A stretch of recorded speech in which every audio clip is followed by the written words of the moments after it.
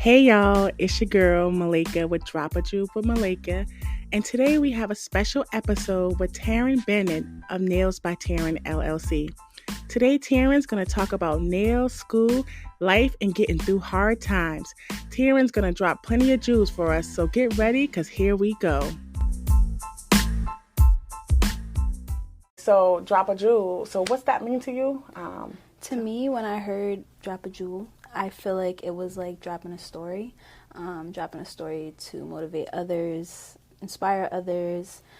I feel like with what you told me about what your podcast, what you want it to be, I feel like that's what it was giving me, especially with the reason as to why you wanted me to come on the show and the people that you've been telling me that you want to have on the show. I feel like that's definitely like, to me, the story. Yeah, and just meeting you, the way we met is it's just how it usually goes. You know, you just start talking, and before you know it, I felt like we should have, when we first met, I felt like we should have taped that. I know. We had such a great conversation. We were like, we should have put this on. We should have. This could have been a show, set one. But the more important part is there was value in your story. There was so much value, and so many people can learn from your story. And so why not use this platform to share your story, but also the value of your story? There came some hardship, there came some challenges. And I think we're living in a time right now when many people are facing challenges and hardships and trying to figure things out. And so why not have someone that looks like them or that can relate to them or that can connect, share that story and bring value to their life. And so I'm so excited because after hearing your story, I'm kind of trained to kind of hear people's stories, and certain keywords went off, and I said, "Oh no, you got to be on this show." So, if you don't mind, let's start. Let's get right into it and tell people about who is Taryn. Like, and just give me a second before you go into that. How do you identify yourself?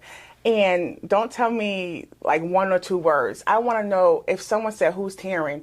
How would you encapsulate all of you in a few words or a few lines? Who is Taryn?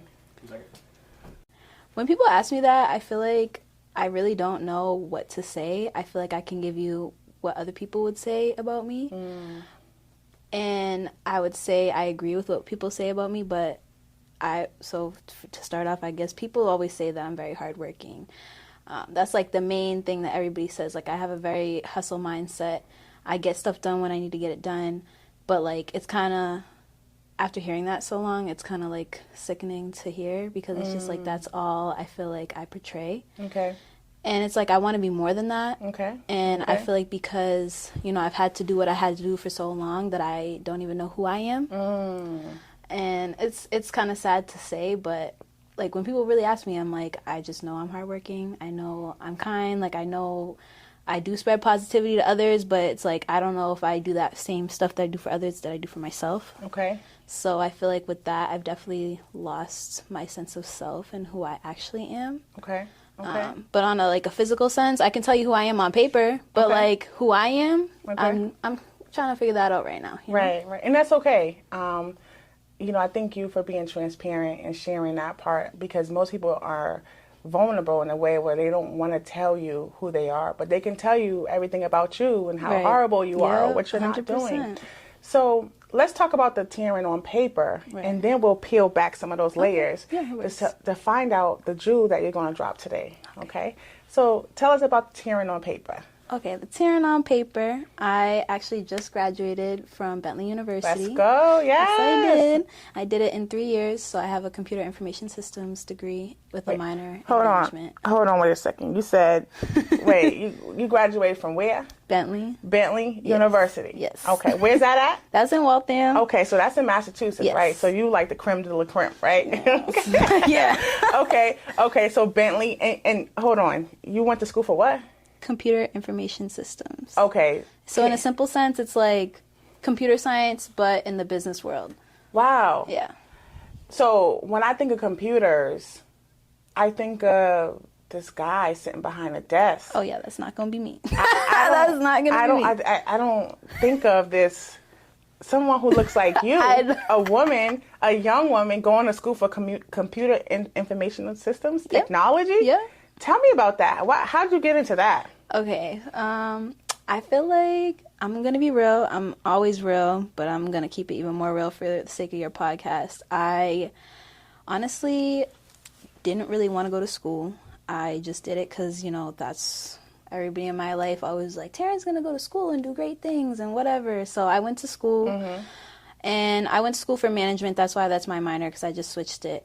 But as I was going to school, even though I'm going to one of the best business schools in the country, like, it's really hard to get a job in management, like, straight off the bat. Right. And you start really low, and I'm like, I can't afford to start out that low. Like, I can't afford to... How low we talking? Like, $40K a year low, and I'm not trying to do $40K a year. Like, I didn't just spend $80,000 a year on my degree to only make $40K. Right. So I realized, you know, there's a gap and there's a need for Black women in the CS world, and I was like, okay, I can get my foot in there. I know with my mindset and the way I am, if I wanted to do accounting, I could do accounting. If I wanted to freaking do engineering, I could do engineering. That's just the way I am. I know if I put my mind to it, I can do it. But I felt like computer science was like that in between where I didn't have to work as hard. I'm not going to say it wasn't hard. Right. It was hard as hell. Python, no. Java, no. Wait, hold on. Pythons and Javas, what's all this? That's like languages. That's like different coding languages that I had to learn. And it was the worst time of my life. But I knew it would be worth it because in the end, I would be able to get a good paying salary when I got out of school. Like, starting salary for me now, if I did, once I do, is going to be around like 65, 70,000 starting out my first year. And then after my first year, I can be making over 100K. So I'm like, that's what I need to be. I have to take care of my family. I have to take care of myself. No one else is going to take care of me. So I have to find the way to provide for myself and the lifestyle that I want. So I knew that. And I basically... What kind of lifestyle you want? I want to live luxury, okay? I'm tired of struggling. I'm tired of just making it. I want to be comfortable. I feel like that's what pushed me towards this degree was stability. I've never had stability, so I have to create that for myself. There's no like, oh, I love computers, or no, I don't. I'm going to be real with you. I really don't. I don't like anything. Like, I don't like any degree, but I need to create a life for myself, and I knew that. And like I always say, I just have to do it. So that's what I did, and I pushed myself, and I somehow managed to finish all my CS classes after a little couple of mental breakdowns, but it's okay. We get through it. It's all right. You know, like I just talk about that. Those mental breakdowns. It really was hard on me sometimes because at school, especially within that department, a lot of the kids that were in that department, like their parents own like computer companies, and they've been doing tech classes and programs since they were young. Like I never did any of that. I literally went into school and I started teaching myself. So because of that, all the professors are like very fast. They don't slow down because everybody in the class already knows what's going on, but I don't. And that was really hard for me. Like I had to try and get a tutor. There's no tutors in for Java because Java is the hardest language to learn. And I had to struggle and figure it out on my own. And it was really hard. And that definitely caused me to, I would say, like, lack the confidence in my ability to do so. But, you know, I just stuck to it. I put my mind to it, and, you know, I somehow managed to pass. That hustler strength came in. It definitely, it pushes me through everything. Like, if I don't even think I can do it, I know, like, I will end up doing it just because, like, I have to. It's just something I have to do. I don't quit, you know? For sure. So let's pause for a minute. Let's go backwards for a second. So you go through this program, you're like, I don't really want to do it, but I can see the potential in making some money, right? So I'm gonna make it work. That's what it sounds like.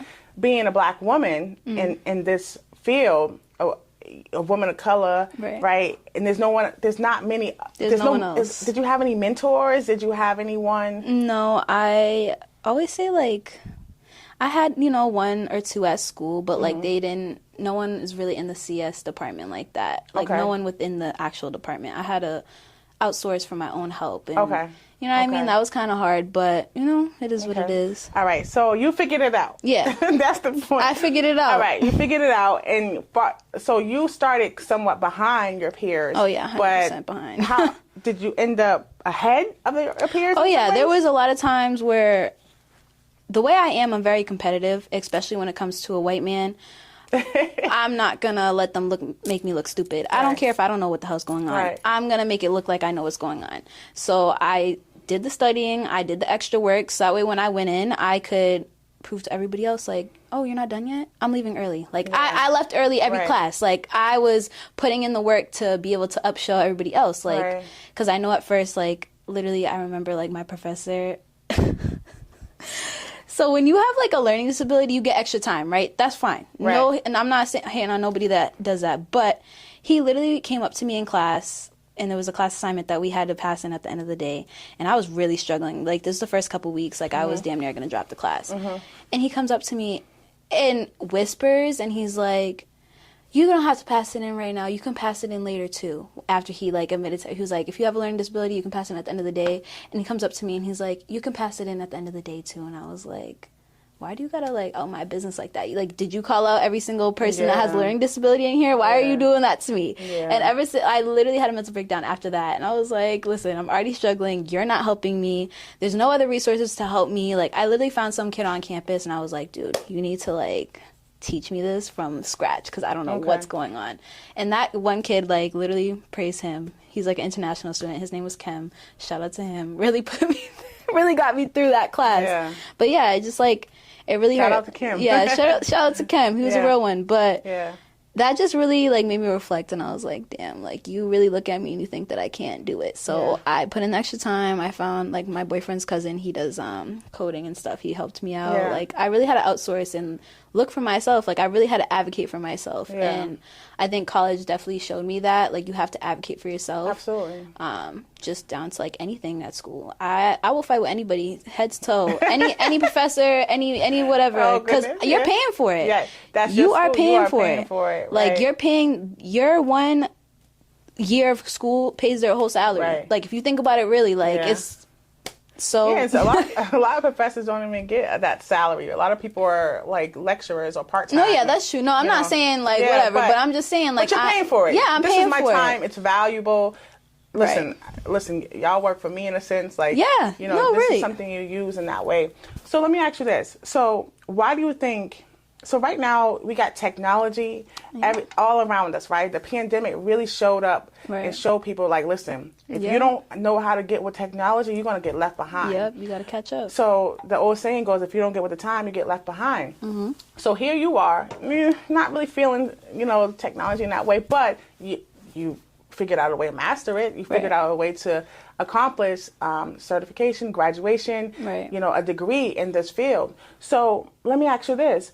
Why is it important for Black women, Black people, or people of color in general to kind of get in this field? Because we're being left behind, like you just said. Like, I realized very fast, stepping into my first class, I'm the only person there that looks like me. There's probably one other girl in there.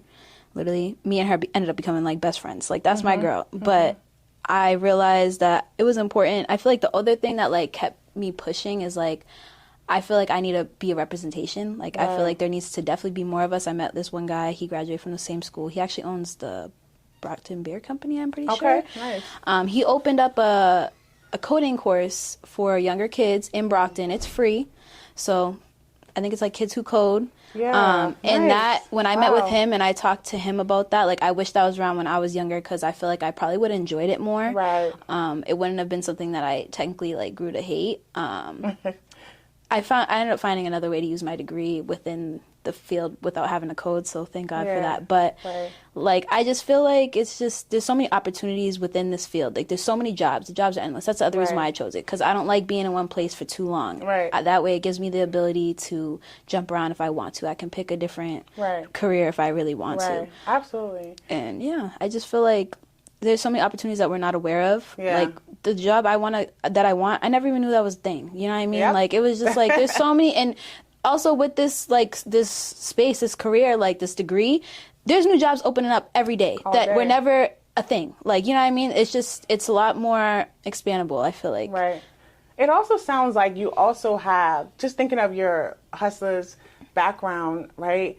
It sounds like you also have an opportunity to create a job. Yes. Or to create an opportunity. Right. And I think that's valuable in a way because many people, they graduate from school, they're in a lot of debt, right? They leave school, you pay $80,000, $60,000 for school, and then you come out of school with a low-paying job, and then you have limited options. Right. So then what do you do? And a lot of people just kind of bounce around and take on jobs that they really don't like. They have to take on. Yeah, like really I know, even with my degree, like I know that I have to go through a job that I don't want to do, but I need to put some experience on my resume, but that's fine. It's only gonna be like 6 months, a year, so I can deal with that. Yeah. I can deal with that. But a lot of people right now, like I knew if I got that management degree, I wouldn't be doing anything within my field. I just be doing a job because I have a degree, if that makes sense. Like I have a qualification. I checked the box for having a degree. For sure. But it wouldn't be actually what I wanted to do. Right. So I found a career that I actually like,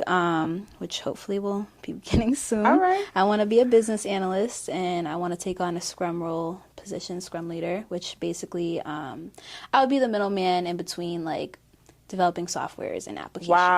Wow. So between like the business that wants it and then the developers, they don't speak the same language. Like I know what the requirements are. I know a little bit of the coding. Like I know all that stuff. Okay. So I can help out. I'm not a part of the team. I just manage the team. Wow. That's what I want to do. And I manage stuff every day with my nail business. I'm like, why can't I do that? It's the same. It's the same thing. Like I have it's transferable skills.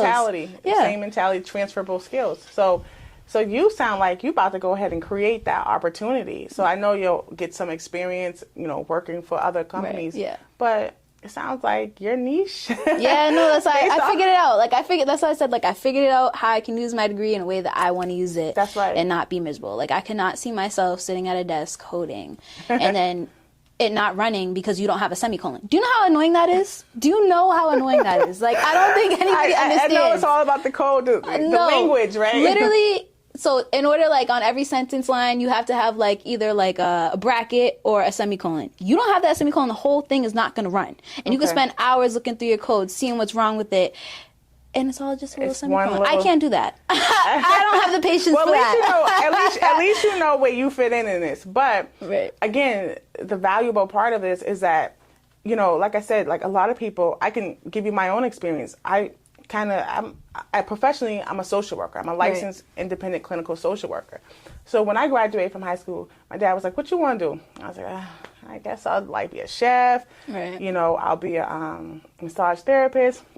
And he was like, no, I'm not paying for that. You're going to go to school, be a social worker. And I'm like, what? Like, I don't know any black women in my community at the time or people to look up to that's a social worker. What's that? Like, what? I see on TV, that's not, like, the best representation. I don't want to be them people that come to your house, right?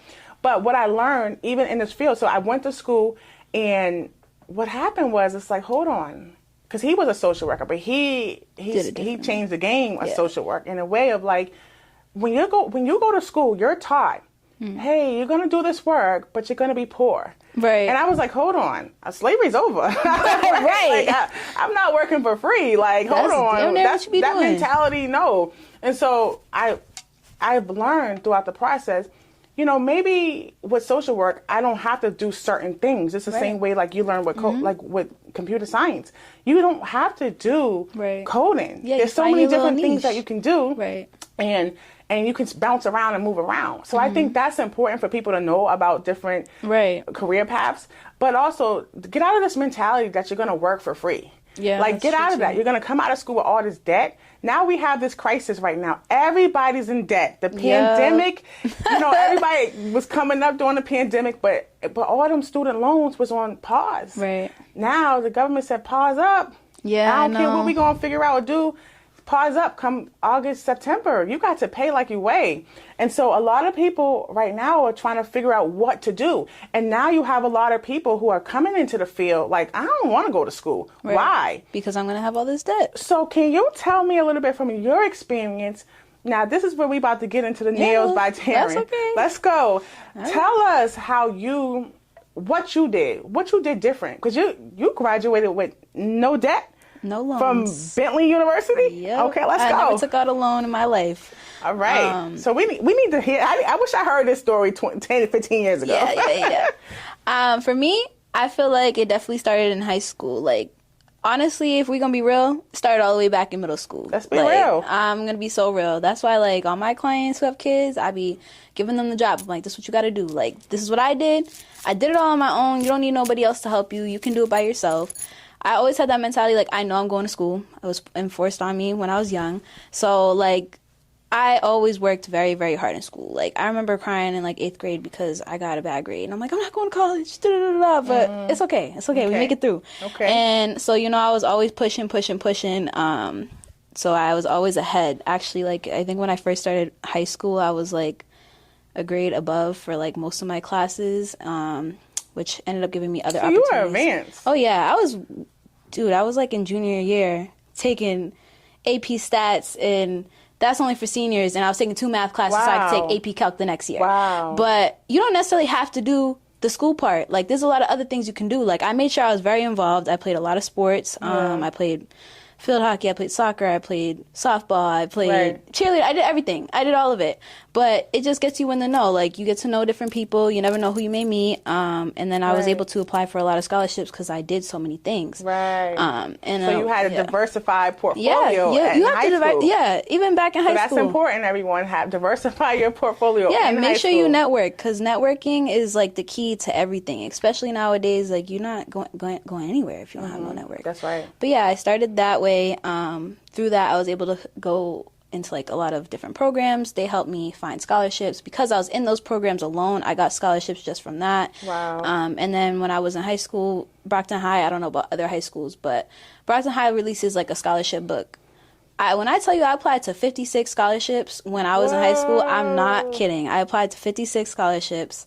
I ended up getting over $17,000 in outside scholarships for my first year of school. Nice. And that's, like, that was the main killer for me. Like, that's what was able to get me most of my money for school. Like, I tell everybody, apply for scholarships in high school, because when you get to college, the scholarships are very, very limited. And if you get a scholarship through your college, half the time it's a scam. Like, they tell you that it's a scholarship, whatever, but they actually just pull that from your grant money and then reduce your grant money. So it's not even a scholarship. So if those scholarships that you really applied to in college don't... Drop that jewel. Yeah, like those scholarships that you apply to in college from your college, half the time are not actual scholarships. It's just the grant money that you're already receiving, and they just put a name on it. Wow, okay. So good to know. Yeah, that's why, and it's really hard to get scholarships, even outside ones, when you're in college. So I always tell people, I'm like, you gotta put that hustle in when you're in high school and look for all them scholarships. Like, I wish I actually started sooner than I did, because I would have got more money. But, you know, you live and you learn, you find out late. Like, I didn't know that I had to start in sophomore year. Like, there's scholarships that you're only... gotta start early. There's scholarships you can only apply for when you're a sophomore. There's programs that you can only apply for when you're a sophomore in high school. I didn't know that stuff. I only started... So how did you figure all that out? Did you have a mentor? Did you have guidance? Was your family there? Like, no, my family went to, like, community college, like, a long time ago. Like, there's nothing wrong with that, but they didn't know how to... They didn't even know how to apply for FAFSA like that. Like, I had to do all that shit by myself. I did everything by myself. Fighting with financial aid advisors. I literally got somebody suspended because they were trying to play with me. Like, it's just me. I don't mess with Taryn, every single payment is coming from me. Every single email is coming from me. Every call is coming from me. Like, I don't have no parent that's gonna call and try and sort this out for me. Right. So just because I'm a kid, or in your eyes a kid, doesn't mean you could put me on the back burner and not respond to me. That's just, it is what it is. You really have to advocate for yourself in these spaces. Like, they always got more money. They always have more money. The school? Are you talking about the schools? Yeah, the school, they always got more money. You got to harass them. You just got to harass them. The school gets the grease. That, 100%. And then the other thing I did that really helped me is I took a lot of classes, not AP classes. I took college classes when I was in high school. I know that Massasoit has really good programs. I know that they have a program with Brockton High right now where you can take those classes, and those classes saved me a lot of money. Like, that was what helped me able to graduate early too. I went into school with, like, 4 classes already done, like a whole semester. Yep, there you go. So that really helps. That $5,000 already paid. Yeah, because honestly, them AP classes, don't even stress yourself out, because half the time, unless you have a 5 or a high 4, which no one ever really gets, you're not getting the class points. Okay. So I just did it to make me look good, that I can, handle the coursework and stuff like that. That's what I did it for. And I literally slept through all my AP classes, my exams, because I knew it didn't matter. It doesn't. And then on top of that, IB, most schools don't even know about what IB is. So, like, what's IB? International Baccalaureate Program. It's I did one IB class, realized real fast it doesn't mean nothing. When I started touring colleges, they're like, what's that? But So Taryn, so you finished school early, right? So the program you were at Bentley, how many years is that program? 4. 4 years. So a lot of people finish in 5. Okay, so most people, the average person finishes in 5, but it's typically a 4-year program. And you finished when? How soon? 3. Okay, so you've been advanced for some time. Oh, yeah. That's just been your mentality for a long time. It's just in you, right? Yeah. It's in the DNA in some ways. But you say you were debt-free. You Yes. graduated 3 years? You graduated from this program in 3 years. Mm-hmm. Most people graduate in 4 or 5 years, Yes. right? And you're debt-free. Yes. Okay. How you do that? I literally tell everybody you have to take initiative yourself. Those advisors, as good as they are, I had the best advisor in the school, and I had to hunt her down to get her. And I have a really good relationship with her, but I don't even think really it was her. It was me. Like, when you go into school, they tell you that you could take 4 classes every semester and you'll be fine graduating. That's a lie. You're not going to graduate on time at any school if you only take 4 classes. You need to be taking at least 5 classes every semester. How can you take 5 classes and still, like, who's paying for your life outside of school? Like, how can you do that? Like, how are you surviving? Like, because I know the economy's bad. Like, eggs is like $10 some days, maybe $8 the next day, right? So how are you surviving off of, like, if you're going to go to school extra full time, how are you making it outside of that? You have to find a hustle. So what was your hustle? My hustle was nails. I figured that out. What was it? Nails. Nails? Nails by Okay. Taryn, you know? That, right? Nails, and shout out to my clients, because I don't know what I would have done if it wasn't for my business. Like, it didn't matter how many hours I was putting in. Like, you can't put in 2 hours randomly in your day if you're working at a regular job. Right. But I could put in 2 hours and take a client and make a quick $100. You know what I mean? Like, so hold on. All right, let's change. Let's move to a different place here, right? Let's talk about the business aspect of things. So the hustling part, right? Yes. You said nails, but you say nails so nonchalantly, like, oh, I just hustle nails. But no, hold on, because I love nails. Like, I've been getting my nails done since I was 14. Nails is like a way of, like, self-care, art. Yeah, it's a way of expression. That right? was me. And so we all love, like, many of us love getting our nails done, men and women nowadays, right? Nails are a form of expression. But you're saying, like, this is regular what I got on right now. This is nothing, right, compared to things I've seen and done. But your nails, come on, you just talk nonchalantly. Like, my nails, I just hustle nails. Yeah, Have you seen your nails lately? I know. I don't even believe it's me, so I can't talk about it. No. I met Taryn in a nail shop with our friend, but she was sitting there freestyling her nails. She's graduating from Bentley, and she literally was doing a Bentley logo on her nails, freestyle. And I was like, whoa, wait, hold on, what, huh? And I was like, can I take a picture of that real quick? Like, I felt like I was like a groupie or something. But your nails ain't just like, here's your overlay, here's your... No, I know. Your nails is like art. Thank you, I appreciate it. I know, like, people see, like, Cardi B's and see her nails and stuff. You do this nonchalantly. Oh, I was just hustling nails. Come on, Sarah, don't do that. I don't know. I feel like I'm very, like, I wouldn't even say, like, humble. Like, I am humble, but that's not the word I want to use. Humble's nice, but you're not humble. And I feel like I just do it. Like, that's just me. Like, I feel like I put my all into everything I do, and I know if I'm going to put my mind to it, it's going to be good. You're not going to walk out of anything. I've seen you put cartoon characters. I've seen you, like, I don't know if it was like a stripper on somebody's nail. Yeah, I don't know. I did 2 strippers. I mean, like, cartoon characters, jewelry, decked out. I mean, I've seen you do it all. And I'm like, how does this girl do this? Like, wait, what? Girl, I question my damn self. After I'm like, damn, how did I do that? I wish those were my nails. That's the part that sucks. I wish those were my nails. You told me you be doing them nails and your nails was long as you were doing those nails.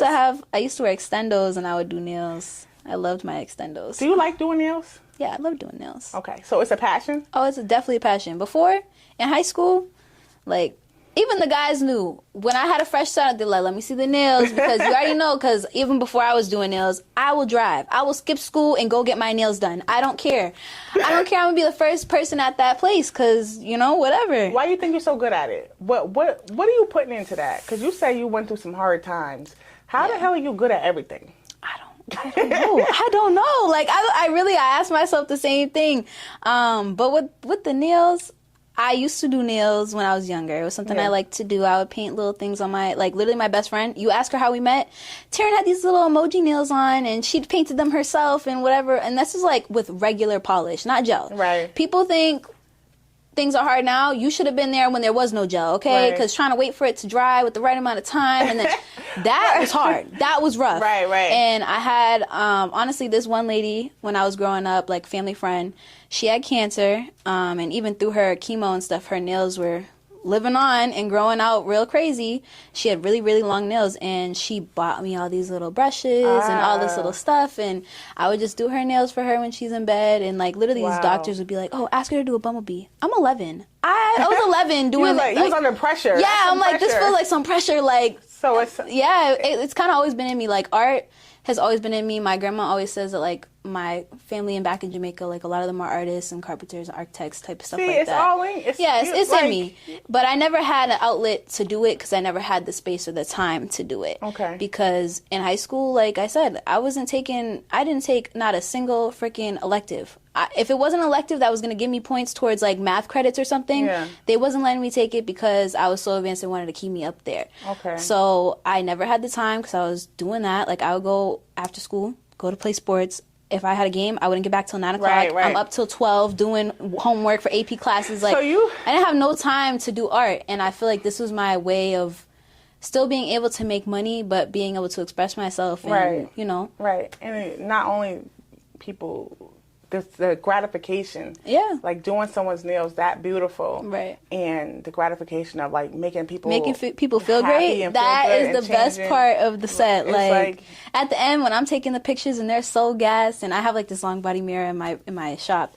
The second they're finished, they look at themselves, and I'm like, oh, I love that for you. Like, that just makes you feel so good. It's like kind of when guys go to get their hair cut, like they transform. So then it's like for us women and some guys now, right? It's like when you go get your nails done, it's like... It's just changing. It just makes you... It's a confidence booster. It does something to you.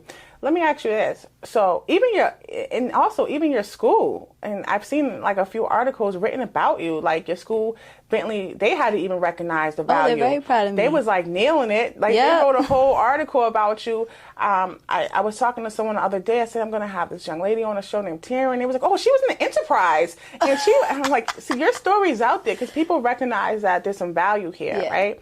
But I also recognize too, like sometimes when people are really good at things, sometimes that can be a way of defense or a way of like coping, right, with life, right? Yes, 100%. Do you feel like being computer science, being, academically astute, right, doing all these different things, being this hustler, do you feel like, but also going back to the beginning of our interview where you said, I don't know who Taryn is, like I'm still trying to, like, and I know that's something like cliche, like we all like kind of say in some ways, like, no, I don't know who I am. A lot of times when I meet with clients, I always ask them like, can you tell me something you like about your partner? And they can go in on their kids, their partner. They can tell me all the good things and bad things. And I'd be like, yo, tell me 5 things you like about yourself. And I'll be sitting your whole session like, I got time. I'm dead. Still be sitting there with me after the session because I can't figure it out. And so people say, one of the hardest things people do is say, I can't tell you about, like, people, it's hard for people to see the value in themselves sometimes, right? We can do it for everyone else, but we can't do it for ourselves. But do you feel like part of why you are the way you are, but still in that place of like still trying to peel back that layer and figure out who you are, do you feel like that could be like a defense mechanism or like a way you're coping with life? Like, what do you think that is? When you point it out like that, I definitely would say it's a coping mechanism for sure. I feel like I put my all into it.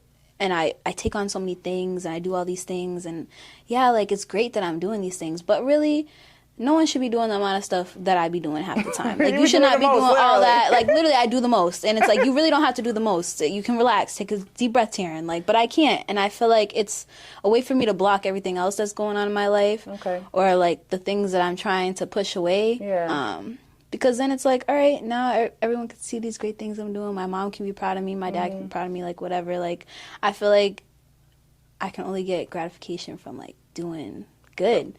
And it's, like, the way, like, my family is and the way I grew up, it's just, like, I feel like I just have to be that light. Like, everybody looks at me like that light. Like, I'm the light in everybody's life, but it's, like, I'm not the light in my own life, which is definitely rough. But it's, like, I don't know, I just feel like I have to be there, and I have to be great to just, I don't know, make everybody feel like it was all worth it. Like, my family, my friends I grew up with. What was all worth it?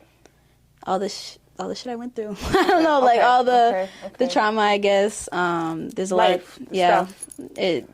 I feel like I just need to have something that overpowers those other things. Okay. Do you know what I mean? Right. And even if it's not for myself, it is for myself in a way. Do you know what I mean? Right. Okay. Because, like, yeah, that happened. But, you know, I was still able to do this, and this. Like, I sometimes I feel like I do it for people I don't even know. Because it's like, if I've been through this, you can, there's going to be light at the end of the tunnel. You know what I mean? Mm-hmm. I feel like a lot of the things I do, even though you can say it's for me, it's really not for me. Like, I just always try and push positive to other people and be like, look, you can get through this. It sounds like it's part of, like, you're doing two things. Like they said, kill two birds with one stone. Yeah. So you're literally bringing people value to their life by, like, helping them just by doing their nails. Yeah, like, literally. That's like it just transforms people. And I know that power of that transformative energy of just even doing something like with your aesthetics, right? Like changing your look up. When someone gets a makeup, it's like a whole new person. Yeah. But the bank account be the same though. Right. Right. Yeah, right.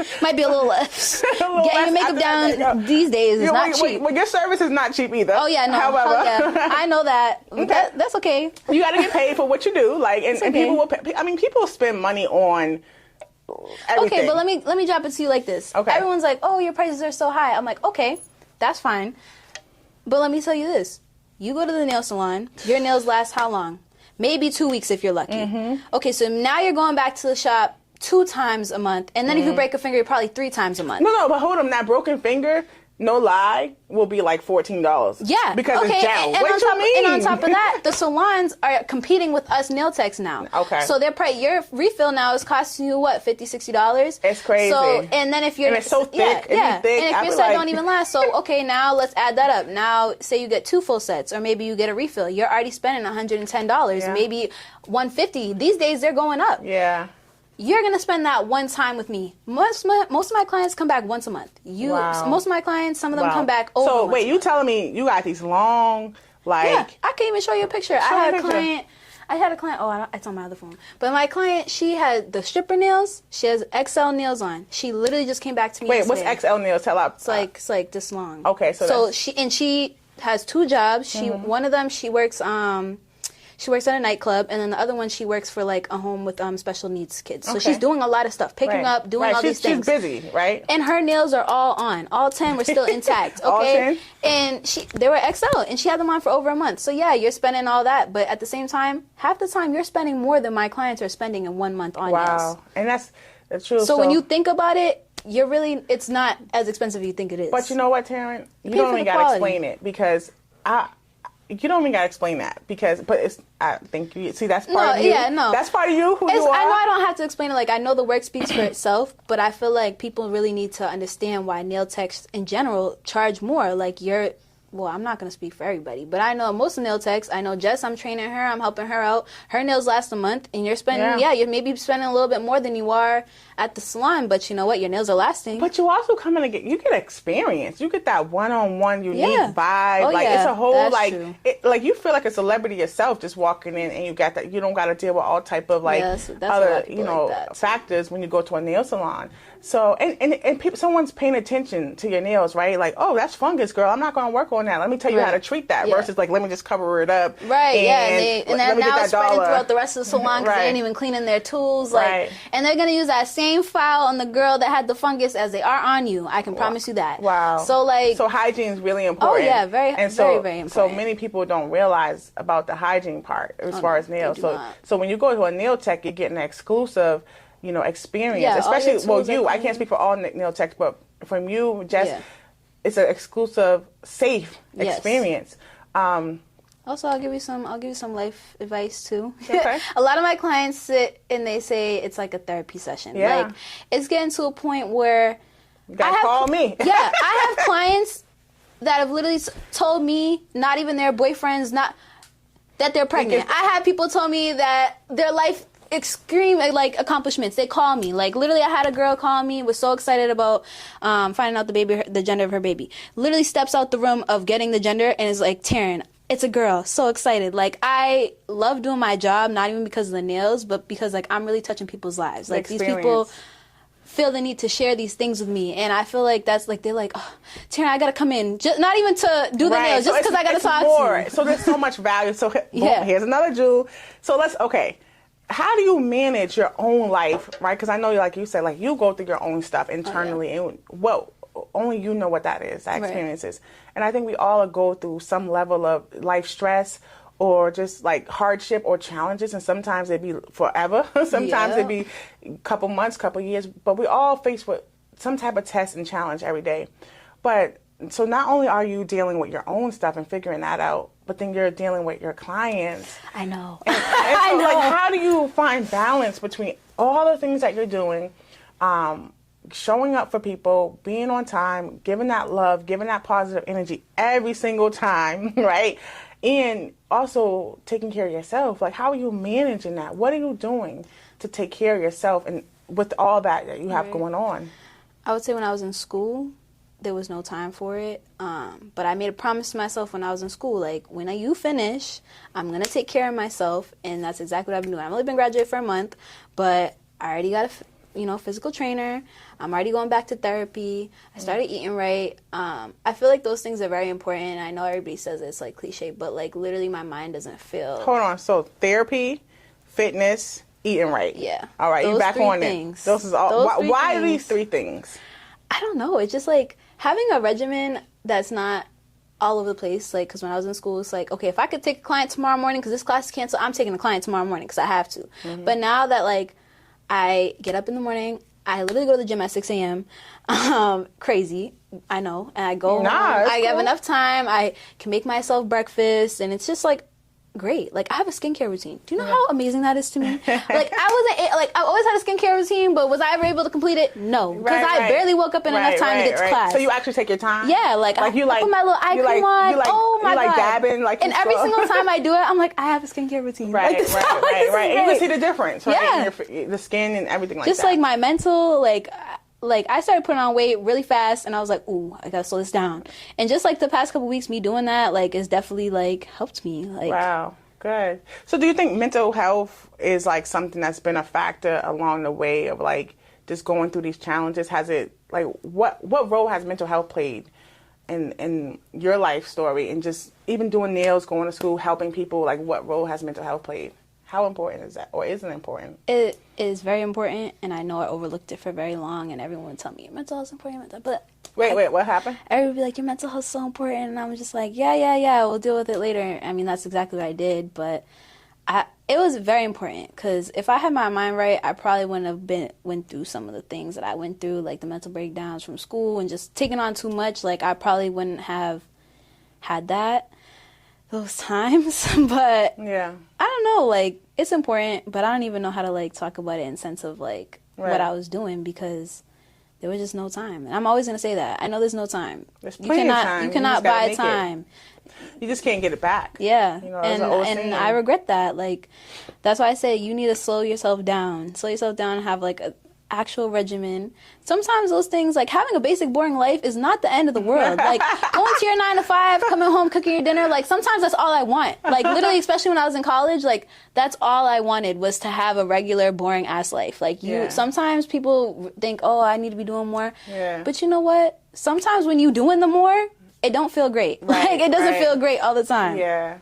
It's like, it's a mindfulness approach to life. It's like taking time to, like, you know what I like? Let me tell you something I really like. What's up? You're going to be shocked. Well, not shocked, but I like new sheets. Oh, yeah. No. It ain't for no, you know, and I'm going to tell you why. I like a new comforter, new sheets. It's like therapeutic in ways. But you know why I like new sheets? Or like, I'm like into quality too, right? But the thread count. But not even just... The thread count got to be on point, but not even just that. New sheets is valuable to me because I work so damn hard that I never used to get to sleep. Right. I'll have a nice big ass bed. You know, I'm tall, so I have king size bed. As you should.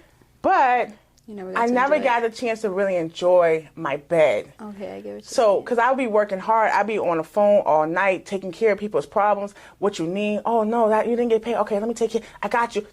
And one time my mom said to me, Malaka, you need a cutoff time. Yep. And I was like, what's that? Hold on. She's telling me I need a cutoff time. I'm like, hold on. Yeah, so what you need? Okay, exactly. I got you. And so she was like, don't you dare put your finger in my face. But that was the first time someone ever said it to me. I was on vacations. I go on vacation. I went to Cuba, still working. Jamaica. I'm like, hold on, y'all. Yeah, that's exactly my dad's on his deathbed, right? And literally, I'm like taking on an intake.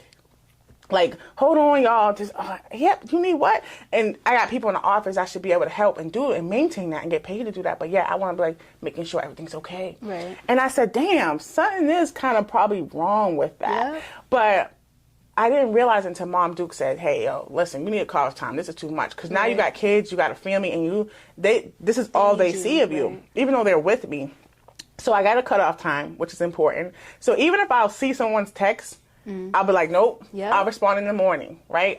Because I have to, you have to have a regimen. Yep. If you don't, because emails and stuff, they're like, before you look at it, you screen it, and before you own it for 2 hours. Second thing, but the reason why I like sheets is because I never got a chance to relax and rest. Right. And the world around you tells you, go outside, do all this other stuff. Don't be okay. Don't relax. Yeah. The world is telling you constantly that you got to be doing, like you're not good enough. Right. Like, it's not good enough for you to be sitting down. When the reality is, how are you going to ever enjoy the fruits of your labor if you don't get to sit down, relax? That's what I'm you saying. got to find a way to relax. So when I'm in my bed and I feel my sheets, it's like I'm taking that mindfulness approach of like feeling the sheets and being like, damn, these sheets feel good on my body. Like I'm actually relaxing. Right. That's me with my skincare. Yeah. It's like, yay, like I actually have this. Like that's why I'm like, sometimes the slow pace, like everybody needs a slow pace. And like how you said the cutoff time, when I said I was going to take care of myself, the second I graduated, I got another phone. So I have 2 separate lines now. Good. So I can leave my business phone at home because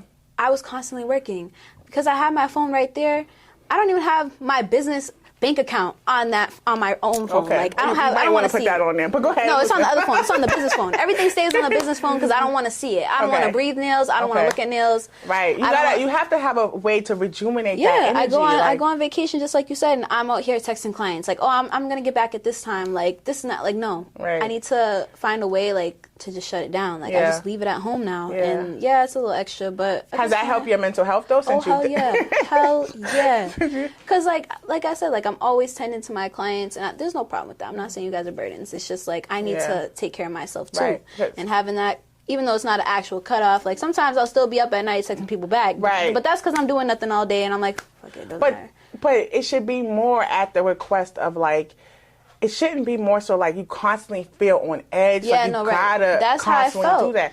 And that feeling itself, it creates. Makes you sick. It can make you sick, anxiety, stress. Like you don't even be anxious now. You got anxiety. Like why am I so anxious now? Because you're constantly worried about what's next. Who I got like, and so like what the world teaches us, like especially we're conditioned to always worry about what's next. Right. Instead of enjoying what we got now. Right. One time I was talking to this lady, her daughter had graduated for the first time. She was a first gen person in her family to graduate. And the whole time she's sitting there like, complaining about who didn't show up.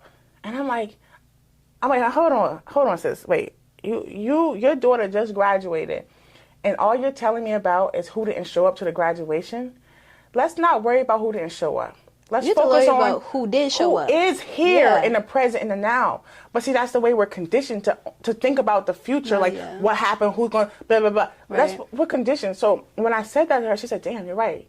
I said, you got to show up for them people that showed up for you. Right. Appreciate who's in here in the moment. Right. Laugh, smile in this moment. Right, 100%. Show your children that. And so she was like, damn, nobody put it like that to me. But it was the reality of like, how are you going to enjoy what just happened this moment if you're worried about who, what, when, where? Right. Everyone else will come. They'll come along. You don't know why they didn't come. Maybe they was hating. Maybe they got sick. Maybe they didn't feel like it. Who knows? Right. But worry about who's here. And so I think with mental health, one of the biggest things, and I see that you're doing, is like going back into the basics of just getting to the regimen, taking care of your body, getting to know you. How are you going to know? One thing you said to me earlier was, I don't know who Taryn is. Well, that's not a bad thing per se, but I think it's more so you never got time to know who Taryn is. I know. That's why I was like, I'm going to find myself. I'm going to take care of myself. I promised myself, like literally my second year of college is like, when it's done, like, we could take a break. Like, we could take a breath. And sometimes, like, you just have to go through what you got to go through. And that's okay if you don't have the time, if you have to do what you have to do. Make that time. It's not the end of the world, but, you know, at the end of the day, maybe open a book or something. Like, that's the other thing. I started reading again. So excited about that. I used to love reading. People don't read no more. I used to love reading. Nice. What you like reading? Anything. Well, right now, I usually read, like, I like to read fiction, but, like, right now, I'm reading some books about my mental health. Like, my professor dude, I had to do, like, these papers. I took this management class, and you have to, like, write about, like, it asks you certain, like, personal questions. And he literally, after the second paper, sent me, like, this huge-ass email and was like, if you ever need to talk to me, there's this book. He recommended me this book. It's called Homecoming. It's written by a black therapist. She's and it's about just finding yourself. Yeah. So I'm reading a book about that. I'm reading another book about, it's like 12-week year or something about like managing your money, managing yourself. Right. And I'm reading another book right now about like finding my faith. I've been struggling with that a lot over the past couple years. My life was real rough. I honestly lost a lot of faith in God, and I'm not saying you have to believe in God. I'm not pushing none of that on nobody. I don't like pushing nothing on anybody, but I think my disconnect was really like with religion itself. Right. I started to realize, like, one girl, literally my friend, she was like, oh, like she found herself in God, like really did, like went through a whole 360, and she was like, if you ever need like to go to church, you can come to my church. I don't really have a good relationship with the Christian religion, but she was like, you don't need to believe in a religion or follow religion to believe in God. And that statement, like, literally threw my life for a whirl. You didn't know that before? I knew it, but it's like, it's not know it. Yeah, I didn't know it. And I know it's something so simple and like it's like Taryn, but it's like once she said that, I was like, girl, you're right. Like I really don't have to follow anything to have my own relationship with God. Right. And I've been really working on my relationship with God. I feel like that's definitely been helping me too. Yeah. Even if you don't, whatever you want to believe in, having a faith really pushes you. Like, I would look at other people who were going through tough times and they pray to God and they find happiness in that. And I used to be so jealous of those people because I didn't have that relationship with God that I had before. And I literally, like, I say all the time, like, I was jealous. Like, the fact that I didn't have no faith, like, I was the most negative person you can meet. I still kind of am. But I'm a realist. I say that. I'm a realist. I'm gonna keep it real. Like, wait, hold on. You positive? You negative? What's going on here? I feel like I'm positive to other people, but with myself, no. Like, it's hard, and I feel like my building my relationship with God has definitely given me like more motivation to be positive towards myself. And to love towards yourself. My own life. To hold on, be patient with yourself, right? You know, I'm glad that you brought that up about your relationship and connecting and reconnecting with God, or just finding a new connection. Yeah. Because a lot of times, one of the things that I notice is that our spirits are off. Yeah. Like, sometimes people get spirituality and religion kind of like, they do intertwine, but they can be two separate things. Right. But your spirit, it's all connected to this higher being or something. That's above We're connected to something here, whether you want to believe it or not. And what I realize is that your spirit is, everything else in this world could be going for you. Right. You can have $1 billion in your account, wife or partner of your dream, husband of your dream, whatever, house, kids. Yeah. But if your spirit is not like right, all that means you will still be like angry and feeling empty and feeling lost and disconnected. Right. So, and you could see someone on the street like, dang, how are they so happy and they ain't got nothing? Because they got their internal spirit. The spirit is right. So once you start working on your spirit, you'll start to see the change in you. You'll find that Taryn, right? That you're peeling back. And you're probably already finding her.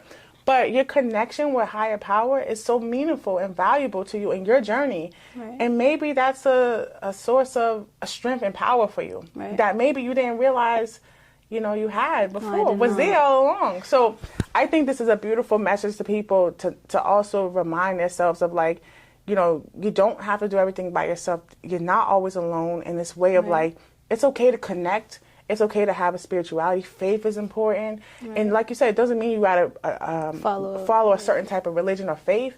I mean, a religious, you don't have to be religious to have faith. Yeah. And you don't have to have a religion to have a spirit or feel connected with people. Right. But one of the things I know is when people start feeling disconnected, everything else starts falling apart. Taryn, what would you say, thinking about you went to school, you finished school early, you've advanced your whole life, you've had a triumph since childhood, you've had tough family dynamics, life has not been the best to you in some ways. Right. But you still find a way to help others, help people, do some bomb-ass nails, right? We're going to post all them nails up. Yes. This is a therapy for people, right? But also, you find ways to go above and beyond, advance. But your life mission, your values, where you're at now, life in general, what would you say the jewel is? What is the jewel for you? Take a moment to think on that. And okay, hold on. I'm going to give you a couple moments. Let's put the time. Damn, I got a whole time on. I got time today. But how can you conceptualize that into a jewel? What would you say the jewel is with your life story that you've shared today?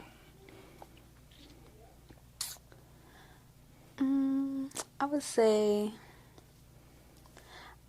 I feel like I always say this, but I feel like with my story, I feel like it just proves that there's like light at the end of the tunnel. And I feel like my jewel is that like there's always going to be light at the end of the tunnel. And it doesn't matter how you get there. You're going to get there. And it's there. Like I could always see it. I was just always running and kept getting farther. That's pretty much what it was. But yeah, I feel like in a general sense, like things will always get better. Like there's always going to be something better on the other side. Like even though it's rough right now, things will get better. Like everything I've been through, I'm like, it's okay. Things are going to get better. Like, I don't know why I kept telling myself that. Because let me tell you, there's some points where I didn't think anything could get any better, like, than what I was in.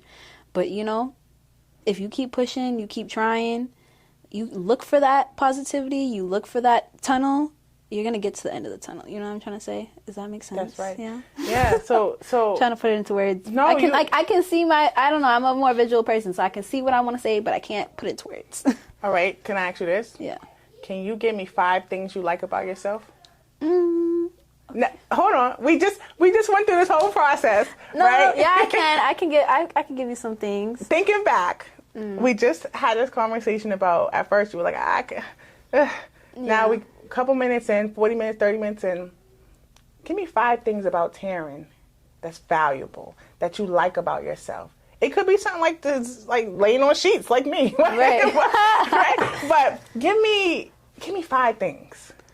I would say 1 would be that I take accountability for myself. Okay.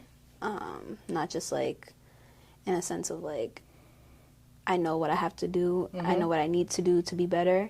And I feel like that's very important for anybody. Like if you can't accountability. Yeah, you can't do that. Accountability. And many people do not take that accountability, sis. I'm telling you. No. Okay, I would say the way I treat others, Okay. positivity I try and push onto others. I'm very, very proud of that. I feel like that's one of the things I'm most proud of, like the effect that I can have on other people. I would say responsibility. I love that about myself. All right, so accountability. Responsibility. Wait. What was the second 2. one? You say you like helping others. Yeah. No. Putting positivity on others. You like the that. effect that I have on people. We're not just making that up. You actually like that. I love that. That's probably the best thing I like about myself is the way I'm able to connect to other people. Okay, so that connection. Yeah. So accountability. I never hear nobody say I like about myself accountability. Because I can't stand that people don't have it. That's why. Tell them why you're mad. It makes me so bad. Okay, like you know what you did. Right. You want to tell us a story? I don't care if I'm in the wrong. I will tell you I'm in the wrong. Right. Like, I think that's so important. So I think accountability, I love that about myself. Responsibility, connecting, helping others. Okay, we got 3. Okay, I got 2 fingers up. She's like, okay, 3. 4, I feel like... This is what you like, not what everyone else is saying about you. I know, that's why I'm trying to, like, think about it, because I don't want to put a word out there that I feel like is from somebody else and not myself. It may be from someone, but what you feel. I feel... We got time.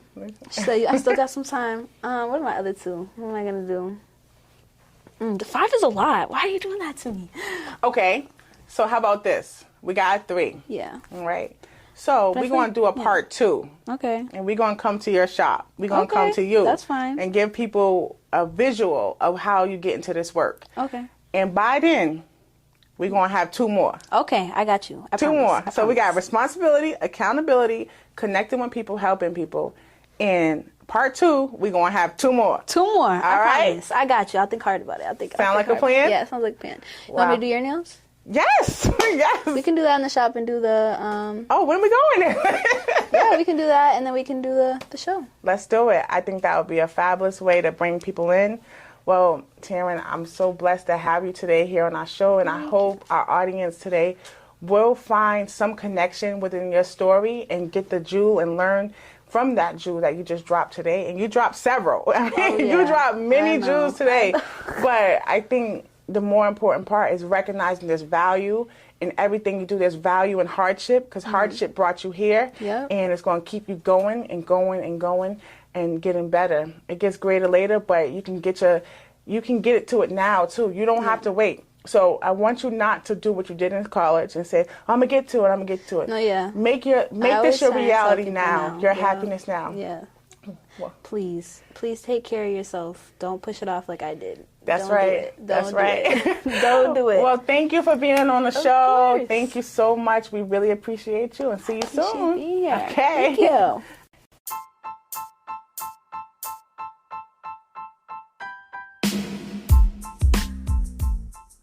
This podcast was sponsored by Spa Paula B, redefining your neighborhood spa.